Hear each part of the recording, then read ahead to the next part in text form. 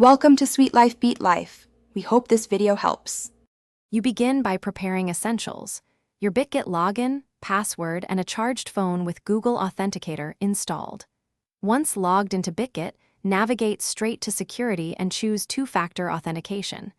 You do this now so you can pair devices without interruptions. Make sure to pause other sessions and close unused apps. You'll see an option to enable Google Authenticator.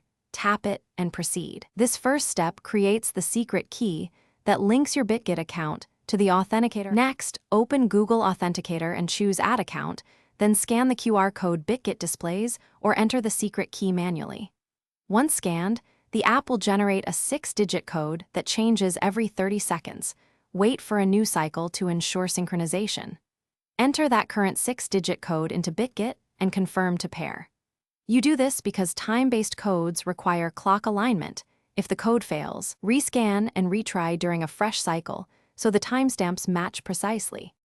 To finish, Bitget will confirm the 2FA setup. Make sure you write down the secret backup key and store it offline. This lets you recover access if you lose your phone. Then log out and log back in to test that Google Authenticator works for sign-in. If you encounter issues, make sure your phone clock is automatic and accurate. Incorrect device time is the most common cause of failed codes. If problems persist, use the backup key or Bitget recovery procedures to restore access. Thanks for watching. Consider subscribing if we helped you.